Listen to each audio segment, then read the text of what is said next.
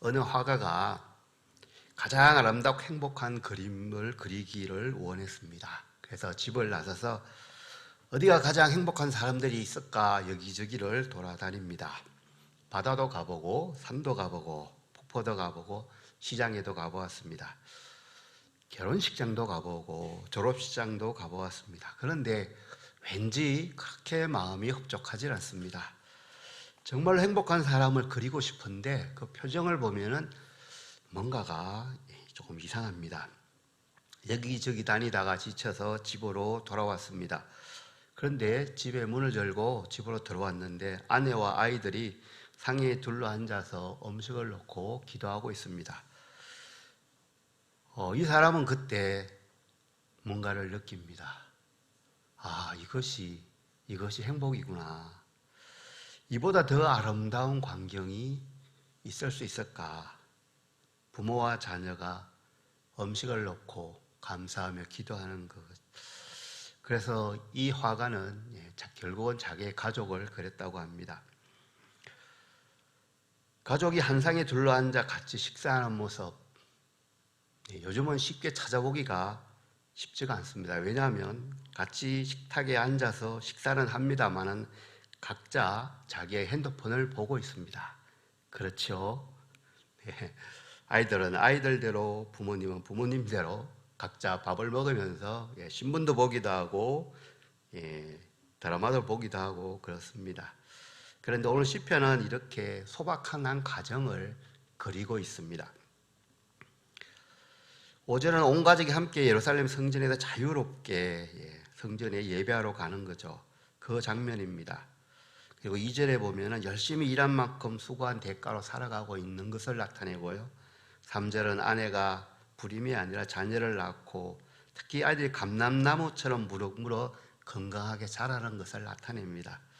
아내와 자식들이 한 상에 앉아서 식사를 합니다. 6절에 보면은 손녀, 손자까지 같이 산다고 나오죠. 6절 후반에 보면 나라가 전쟁이 없는 것 같습니다. 평안합니다. 행복하겠지요. 생각만 해도 좋지 않습니까?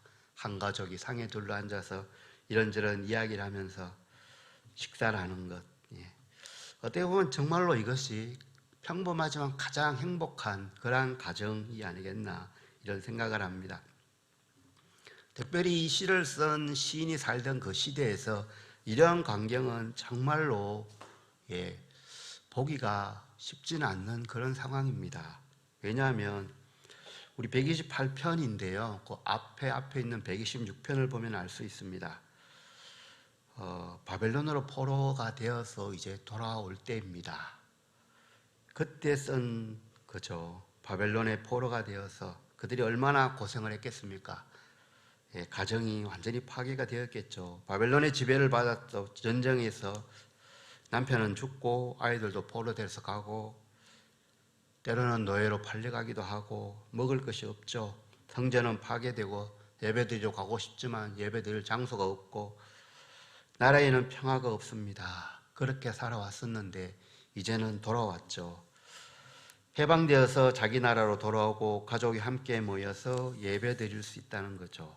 혼자만 예배드리는 것이 아니라 온 가족이 같이 식사도 하고 한 상에 둘러앉아서 이야기도 하고 하는 얼마나 감격스럽겠습니까? 그래서 본문에서는 복이라는 단어를 참 많이 강조합니다. 1절에 복이 있다 이렇게 하고요. 잘 보면은 2절에도 복되다라고 하죠. 4절에는 복을 얻는다 이렇게 말을 하고 5절에는 복을 주실 것이다. 이렇게.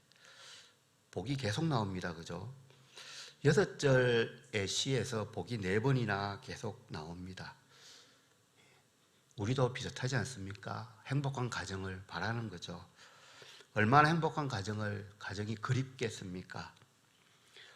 청소년들의 바람을, 청소년들은 과연 무엇을 그렇게 원할까? 조사를 했다고 합니다. 그들이 원하는 것은 다른 것이 아니라 행복한 가정이라고 합니다.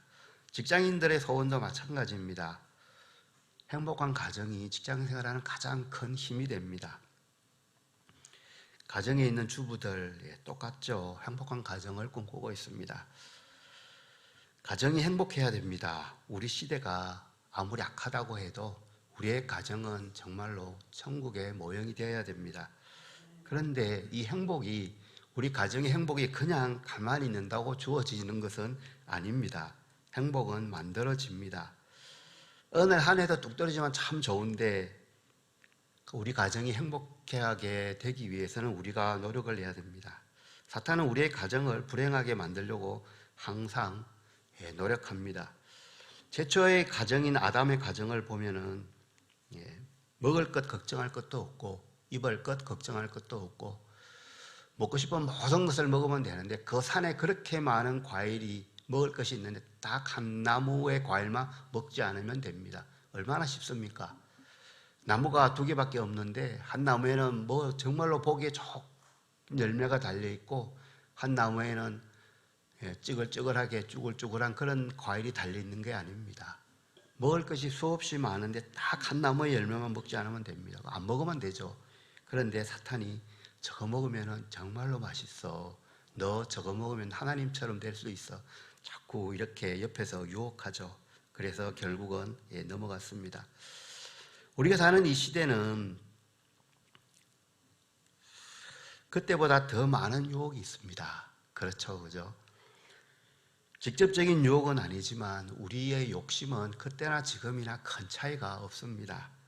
조금만 더, 조금만 더, 정말로 조금만 더 가지면 우리 가정이 남편과 아내가 자식과 부모가 더 행복해질 것 같이 느껴지지 않습니까? 조금만 더 하면은 본인뿐만이 아니라 본인의 아들, 딸들이 조금만 더 성적이 좋으면 조금만 더 이렇게 하면 정말로 행복해질 것 같지 않습니까? 그런데 실제로 그걸 얻는다고 해서 행복해지지는 않습니다. 우리는 정말로 우리의 가정이 이렇게 사탄의 유혹에 넘어가지 않고 행복한 가정이 되기를 원하는데 그 원하는 것만큼 노력을 하거나 가정의 행복을 위해서 기도하지 않는 경우가 참 많습니다. 우리 시대는 정말로 우리의 가정을 파괴하려고 하는 것들이 정말로 많이 있습니다. 다행히 팽성 지역은 훨씬 좋습니다. 정말로 좋습니다. 그런데 다른 데 가보면은 이상한 방들이 정말로 많습니다. 전화방이 있답니다. 안마방도 있답니다. 키스방도 있답니다. 키스방에서 뭘 하는지 잘 모르겠지만 이게 많답니다. 한 사람이 그냥 장난삼아 무작위로 문자를 보냅니다. 나는 당신이 지난 출장 때 한 일을 다 알고 있어. 나한테 10만 원을 보내지 않으면 당신의 배우자에게 당신이 한 일을 샅샅이 이야기할 거야. 많은 사람이 그 사람에게 10만 원을 보냈다고 합니다. 우리의 가정을 행복하게 하려면 우리가 지켜야 될 것이 있습니다. 오늘 본문을 통해서 어떻게 하면은 우리 가정이 행복할 수 있는지를 같이 알아보겠습니다. 첫 번째는 하나님을 경외하는 것이 우리 가정을 행복하게 만드는 첫걸음이라는 것을 기억해야 합니다. 이스라엘 백성들이 불행해진 이유가 있습니다. 물론 남편이 전쟁터에서 죽고 노예로 가고 자식이 포로로 잡혀가고 그렇게 했는데요. 왜 이런 일이 일어났을까요? 이것을 잘 설명하는 것이 바로 열왕기하 25장입니다. 열왕기하 25장에 보면은 7절에 유다가 바벨론의 멸망을 당할 때 시드기야가 두 눈이 빼지게 되죠. 그리고 사슬로 결박당하고 바벨론으로 끌려가죠. 자식들은 죽게 됩니다. 9절에 보면 예루살렘 성전과 왕궁이 불타는 것이 나오고요. 11절에는 남아있는 자들도 대부분 다 끌려갔다고 하죠. 그래서 결국 남아있는 사람은 비천한 백성들만 남아있다. 그리고 많은 사람들은 애굽으로 도망을 갔다. 이렇게 말합니다. 나라가 망했습니다. 나라가 망하면 가정은 자연적으로 파괴되게 되어 있습니다. 전쟁으로 인해서 짓밟혔다는 거죠. 지금 우리는 텔레비전을 통해서 우크라이나와 러시아의 전쟁을 계속 보고 있습니다. 포탄이 날아가서 떨어지는데 악한 사람, 선한 사람 가리지 않고 그냥 포탄은 떨어집니다. 믿는 사람, 믿지 않는 사람을 구별하지 않죠. 이스라엘과 하마스의 전쟁, 얼마나 많은 사람이 죽었는지 요즘은 TV에 나오지도 않습니다. 계속해서 죽어가고 있습니다. 이러한 전쟁에 무슨 행복이 있겠습니까? 그런데 이스라엘이 이렇게 망한 데는 그만한 이유가 있습니다. 열왕기하 24장을 보면은 잘 나오는데 특히 머나셋이라는 왕 때문입니다. 가장 이상한 왕입니다. 열왕기하 21장 2, 3절을 읽어드리겠습니다. 므낫세가 여호와 보시기에 악을 행하여 여호와께서 이스라엘 자손 앞에서 쫓아내신 이방 사람의 가증한 일을 따라서 그의 아버지 히스기야가 흐려버린 산당들을 다시 세우며 이스라엘의 왕 아합의 행위를 따라 바알을 위하여 제단을 쌓으며 아세라 목상을 만들며 하늘의 일월 성씨를 경배하며 섬기며 이렇게 했답니다. 이 왕이 잠깐만 나라를 다스릴 때만 참 좋은데 정말로 오랫동안 나라를 다스립니다. 이 왕은. 그래서 더 이상 돌이킬 수 없도록 남유다를 구렁텅이로 몰아넣습니다. 그래서 더 이상 남유다가 이 땅에 존재할 이유가 없어지게 되죠. 그래서 그 나라는 망한 것입니다. 하나님을 경외하지 않으면 이렇게 망합니다. 경외라는 것은 두려워하며 공경한다는 말이죠. 요즘 말로 하면 존경한다는 거죠. 그냥 단순히 두려워하는 것이 아니라 그분을 존경하고 그분을 두려워한다는 거죠. 하나님을 숭배의 대상으로 삼아야 되는데 하나님을 경외하지 않고 우상을 섬기는 그 일을 하나님은 계속해서 두고 볼 수가 없었기 때문에 나라도 망하고 나라가 망하기 때문에 각 가정이 파괴되었다는 것이죠. 사람들이 우상을 섬기는 이유는 참 다양할 수 있습니다. 그런데 가장 대표적인 것은 사실 물질 때문입니다. 자신들에게 우상들이 뭔가를 해줄 수 있다고 생각했기 때문입니다. 풍요와 다산. 여호와의 신은 저 목축하는 신이고 가나안에서 농사를 짓다 보니까 가나안 사람들이 섬기는 그 신을 섬기면 가축도 새끼를 많이 놓고 자녀들도 많이 태어나고 밭에서 많은 곡식이 추수할 수 있겠다 이런 거죠. 근데 그때나 지금이나 사실 큰 차이는 없습니다. 우리는 사실 돈을 섬깁니다. 가정에서 이루어지는 대화들의 대부분은 돈하고 관련된 것입니다. 자녀들하고 하는 대화의 대부분은 돈 아니면 공부일 경우가 대부분입니다. 하나님과의 관계에 대해서 자녀가 어릴 때부터 이야기하는 가정은 그렇게 많지는 않습니다. 교회를 너무 많이 신뢰해서 그런지 모르겠지만은 교회 가면은 주일학교에 넣으면 신앙교육은 충분하다고 생각하는 경우가 많은 것 같습니다. 하나님은 덤으로 그냥 액세서리 정도로 생각하는 것 같습니다. 돈 때문에 부모가 자식을 죽이고 하는 일들이 가끔 뉴스에 나오지 않습니까? 이제는 그 뉴스를 보고 그렇게 많이 놀라지도 않습니다. 처음에는 참 많이 놀랐는데 이제는 사람은 돈을 얻기 위해서는 무슨 일이든지 할 수 있다라고 생각을 하기 때문에 그런 것 같습니다. 그런데 가정은 이 돈이 중심이 되어서는 안 됩니다. 가정은 자녀의 출산이나 양육이나 보호, 휴식, 신앙교육 이런 모든 부분이 가정에서 이루어져야 되는데 우리는 너무 경제적인 부분에만 초점을 맞추는 경우가 많습니다. 우리의 가정이 행복해지는 비결은 무엇입니까? 그것은 바로 하나님을 경외하는 것입니다. 우리의 가정이 하나님을 경외하는 것입니다. 교회에 와서 하나님을 경외하는 것이 아니라 우리가 가장 많은 시간을 보내는 우리의 가정에서 하나님을 경외하는 것입니다. 그러면 우리의 신앙은 똑바로 설 수밖에 없습니다. 우리의 가정이 하나님을 경외하는데 우리가 자녀들이 다른 길을 가지 않습니다. 그런데 요즘은 많이 줄였지만 얼마 전까지도 남편을 경외하는 경우가 많습니다. 남편이 일을 하기 때문에 그렇겠죠. 남편 기분 상하지 않으려고 모든 것을 다 하죠. 아내를 경외하기도 합니다. 아내가 능력이 있고 아주 부자일 경우에 아내의 눈치만 보고 살아갑니다. 자녀를 경외하기도 합니다. 모든 집안일의 중심에 자녀의 교육이 달려 있습니다. 자녀 교육을 위해서 무엇이든지 합니다. 요즘은 많이 줄었지만 기러기가 참 많습니다. 아빠는 한국에서 돈을 벌고 엄마와 자녀는 해외에 나가서 공부를 합니다. 1, 2년이면 그래도 이해를 하는데 이것이 5, 6년을 넘어서 10년까지 가는 경우도 있습니다. 이것이 행복으로 가는 길이 아니라는 것은 우리가 다 너무나 잘 알지만 그 길을 가는 사람들이 의외로 많습니다. 중요한 것은 하나님을 경외하는 가정이 되어야 된다는 것입니다. 온 가족이 하나님께 초점을 맞춰야 됩니다. 그 나머지는 그 다음입니다. 우리의 가정이 우리의 가정의 주인은 하나님입니다. 이것을 가정에서 고백해야 됩니다. 그러면 가정은 행복해집니다. 오래전에 미국의 가정은 주일이면 대부분 다 정장을 입고 교회를 함께 갑니다. 그리고 전 세계에서 선교사를 가장 많이 파송하고 가정은 대부분 하나님을 믿기 때문에 그랬는지 행복했죠. 대부분 그랬습니다. 그런데 어느 날부터 미국이 변하기 시작했습니다.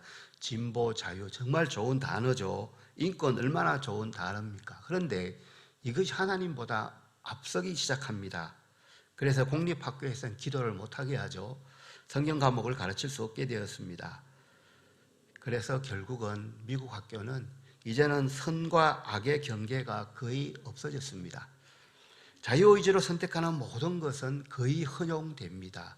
사람의 자유의지로 선택하는 것이 거의 모든 것이 허용이 됩니다. 얼마나 좋습니까? 그렇죠. 그런데 사람의 자유의지라는 것이 대부분 시간이 지나면 안 좋은 쪽으로 흘러갑니다. 쾌락을 위해서. 내가 선택한 것인데 남들한테 피해를 주지 않는데 그래서 미국은 지금 조금 이상한 방향으로 많이 흘러가죠. 단편적인 경우로 보면은 물론 누구나 결혼하는 이유는 다양하지만 정말로 다양한 이유로 결혼하고 다양한 이유로 이혼을 하고 몇 번씩 이혼을 하고 결혼을 하고 해도 전혀 이상하지 않습니다. 미국은 가정이 파괴되어 가고 있습니다. 하나님을 가정에서 몰아내고 학교에서 하나님을 몰아내고 그 자리에 다른 것이 들어가면 행복할 수가 없습니다. 왜냐하면 기준이 흔들리기 때문입니다. 우리의 가정도 마찬가지죠. 하나님을 경외하는 자녀들이 우리 가정에서 자라나야 되겠죠. 자녀 얼굴만 보면은 공부해라, 숙제하라 말만 계속 하는데 그 자녀가 하나님을 잘 섬기는 것은 쉽지가 않습니다. 아이들이 잠잘 때, 아이들이 학교 갈 때 기도해 주는 부모님이 있는 가정이라면은 훨씬 그 가능성이 줄어들겠죠. 가족과 함께 성경을 읽는 것, 가족과 함께 예배 드리는 것, 다른 말이 필요가 없습니다. 그것이 가장 좋은 교육이죠. 하나님을 경외하는 것, 이것이 정말로 행복한 가정을 만드는 가장 큰, 가장 넓은, 가장 빠른 지름길입니다. 본문을 통해서 또 배워야 될 두 번째 교훈은 하나님의 말씀을 행하는 가정이 행복하다는 것입니다. 이스라엘 사람들은 왜 하나님을 경외하지 않았을까요? 이 사람들은 정말로 많은 기적을 체험했습니다. 홍해가 갈라지고 만나와 메추가라기를 먹고 구름 기둥과 불 기둥을 체험했습니다. 당연히 하나님을 경외했겠죠. 그리고 시간이 지났습니다. 이것을 직접 경험하지 못한 사람들은 할아버지, 할머니를 통해서 이야기를 들었겠죠. 그리고 또 3대, 4대가 지나가면 또 그 사람들한테 이야기를 전해줬을 겁니다. 그런데 직접 경험하지 않은 이들은 이야기를 통해서 내려오는 하나님보다 옆에 있는 가난한 사람들이 행하는 그 행위들을 보니까 관심이 그쪽으로 갑니다. 저쪽 사람들이 행하는 것처럼 우상을 숭배하고 난 다음에 있는 그 환락, 파티가 더 즐거워 보입니다. 더 재미있습니다. 저렇게 살면 더 행복할 것 같습니다. 그래서 그들이 마음을 빼앗기죠. 하나님은 정말로 많은 선지자들을 보내주셔서 그들에게 돌아오라고 이야기합니다. 그런데 그들은 돌아오지 않았습니다. 그래서 그들은 망한 거죠. 그들은 하나님의 말씀을 알았지만 아는 것으로 그쳤기 때문입니다. 그 안 말씀을, 전해드린 말씀을 실천하려는 의지가 부족했기 때문입니다. 바울이 설교를 하다가 할 때 난간에서 떨어진 사람이 있습니다. 유두고입니다. 오늘 만약에 설교를 듣다가 졸아서 옆으로 떨어졌는데 죽었다 이러면 참 이상하겠죠, 그죠? 자신의 땅을 팔아서 헌금하는데 조금을 숨기고 이것이 전체입니다라고 이야기했을 때 그 사람이 거짓말했다고 죽죠. 현대에 이런 일은 잘 일어나지 않습니다. 만약 일어났다면 많은 사람들이 아마 교회를 떠났을 것입니다. 왜냐하면 하나님의 마음은 헤아리지 않고 모든 것을 내 중심으로 살아가기 때문입니다. 이스라엘 백성들이 돌이키지 않았죠. 이사야를 통해서 하나님은 하나님의 마음을 정말 여러 번 알려주셨습니다. 이사야 29장 13절인데요. 주께서 이르시되 이 백성이 입으로는 나를 가까이 하며 입술로는 나를 공경하나 그들의 마음은 내게서 멀리 떠났나니. 하나님의 이 탄식이 우리들의 마음에 다가오지 않습니까? 이 탄식을 들을 때마다 꼭 나한테 하는 탄식이다 이런 생각 들지 않습니까? 입으로는 하나님을 가까이 하는 것 같지만 내 마음 한 깊숙이에는 여전히 내가 중심이 되는 그러한 경우가 많지 않습니까? 오늘날 우리의 가정이 하나님을 믿는다고 하는데도 불행해지는 이유는 하나님을 따르는 삶의 실천이 없기 때문입니다. 설교를 많이 듣고 성경 공부를 많이 한다고 하지만 실천이 없으면은 사실 그 아는 것은 큰 도움이 되지 않습니다.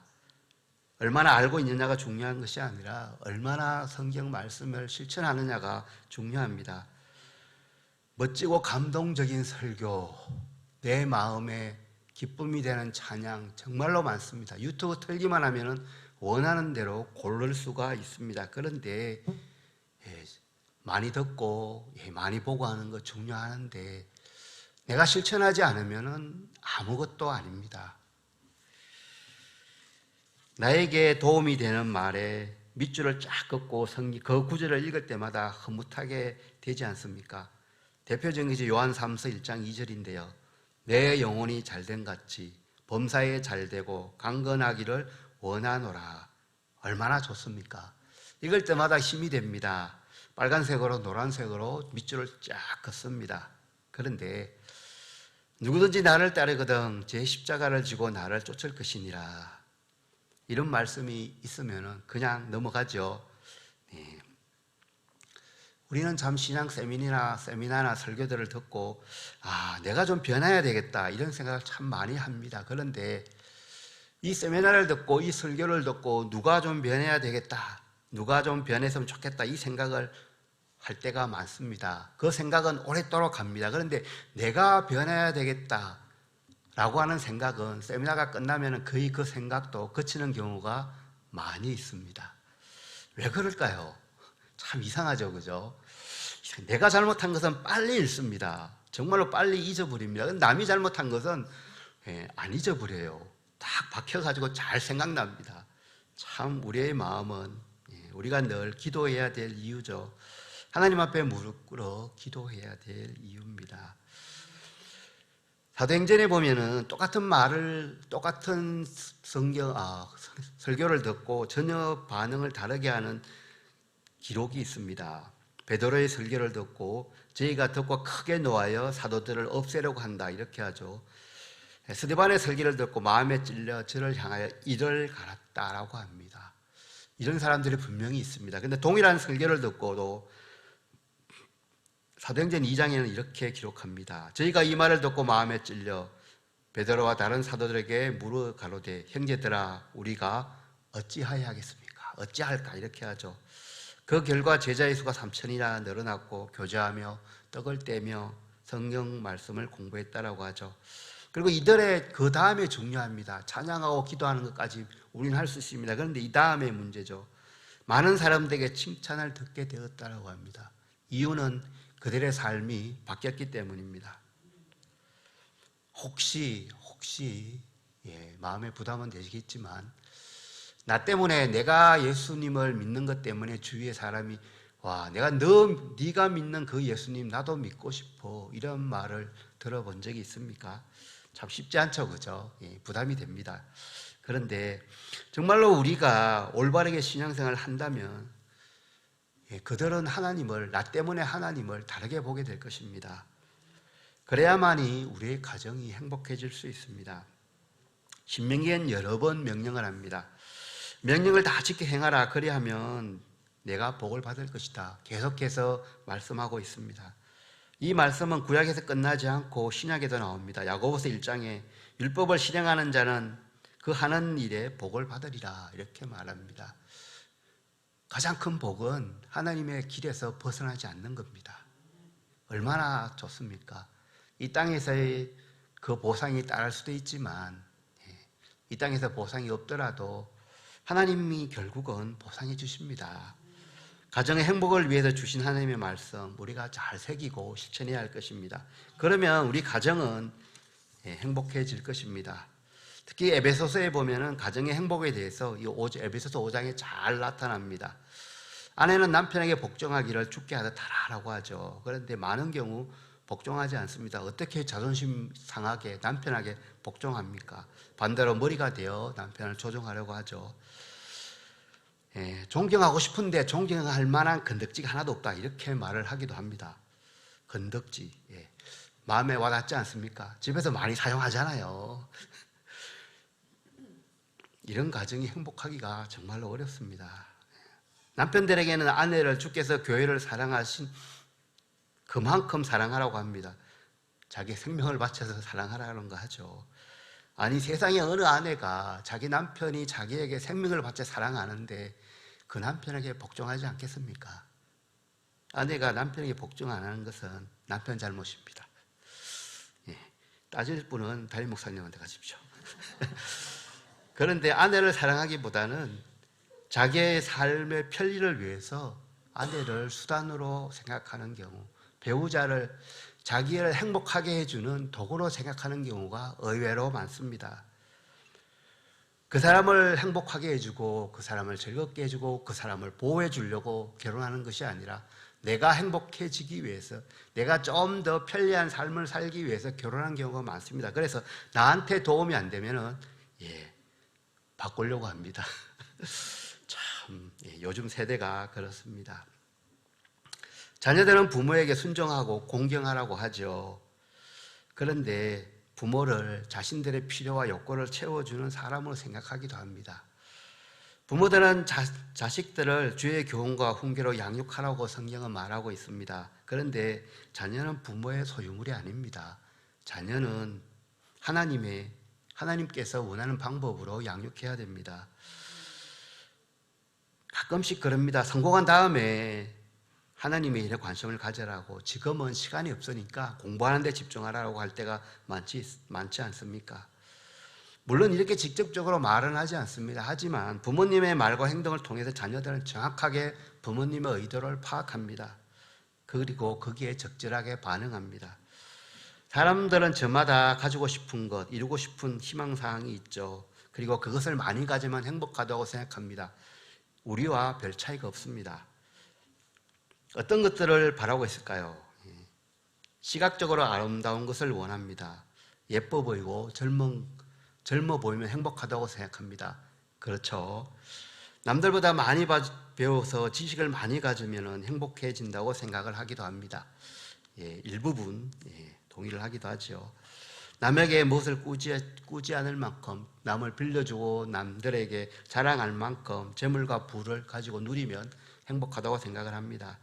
자기가 한 일을 인정받고 그 일로 인해서 승진이나 영전을 하면 행복하다고 생각하죠. 이상적인 배우자를 만나면 행복한 가정을 가질 수 있다고 생각합니다. 자녀가 똑똑하면 부모의 기대보다 훨씬 더 성공하면 행복한 가정이 된다고 생각합니다.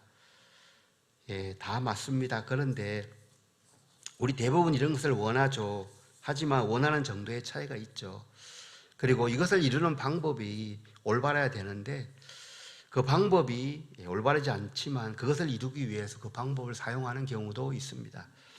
남들보다 외모가 뛰어나고 많은 지식을 가지고 있다고, 재물이 많다고, 사회적으로 인정받는다고, 이상적인 배우자를 만났다고, 자녀가 똑똑하다고, 건강하다고 행복한 것이 아닙니다.